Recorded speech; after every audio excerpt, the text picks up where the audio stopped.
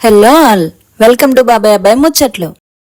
గత వారం Vishnu విన్యాసంతో full on comedy పంచిన శ్రీ విష్ణు ఇప్పుడు మృత్యుంజయ్తో ఒక ఇంటెన్స్ ఇన్వెస్టిగేటివ్ థ్రిల్లర్ మోడ్లోకి వచ్చారు. మరి ఈ చేంజ్ ఓవర్ ఆడియన్స్ని ఎంతవరకు థ్రిల్ చేసింది? సినిమా నిజంగానే సీట్ ఎడ్జ్లో కూర్చోబెడుతుందా లేదా అనేది ఇప్పుడు డీటెయిల్గా చూద్దాం.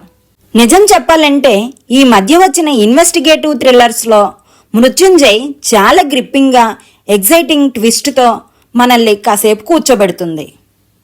శ్రీ విష్ణు ఈ మధ్య కామెడీ సినిమాతో మనల్ని బాగా ఎంటర్టైన్ చేస్తున్నారు. కానీ ఈ సినిమాతో ఆయన కంప్లీట్గా ఒక సీరియస్ ఇన్వెస్టిగేటివ్ రోల్తో మన ముందుకు వచ్చారు. శ్రద్ధాంజలి అడ్వర్టైజ్మెంట్స్ కలెక్ట్ చేసే హీరోగా ఆయన క్యారెక్టర్ని ఇంట్రడ్యూస్ చేసిన విధానం బాగుంది.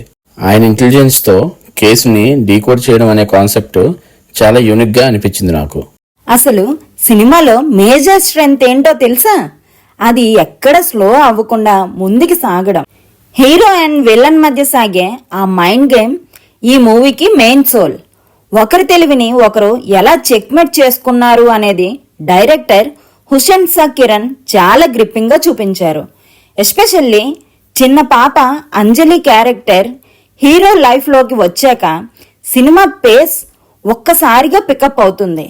అక్కడి నుండి స్టార్ట్ అయ్యే ఆ ఇన్వెస్టిగేషన్ చాలా స్మూత్గా ఉన్నాయి.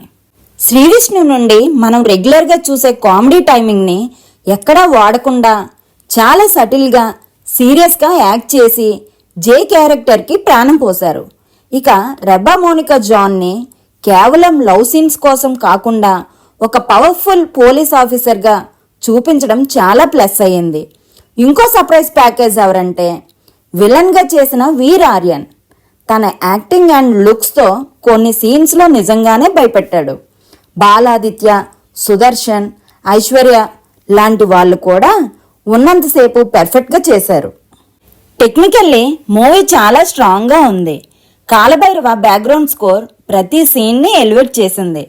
స్క్రీన్ ప్లేలో కొన్ని ట్విస్ట్లు ఎక్స్పెక్ట్ చేసేవి ఉన్నా కూడా సెకండ్ హాఫ్లో వచ్చే చేజ్ సీక్వెన్సెస్ అండ్ క్లైమాక్స్ మాత్రం చాలా ఎగ్జైటింగ్గా ఉంటాయి. అక్కడక్కడ ఫస్ట్ హాఫ్లో కొన్ని ఎమోషనల్ సీన్స్లో ఇంకా డెప్త్ ఉంటే బాగుండేమో అని అనిపించిన ఓవరాల్గా థ్రిల్లర్ లవర్స్కి కావలసిన హై మాత్రం ఇది పక్కా ఇస్తుంది.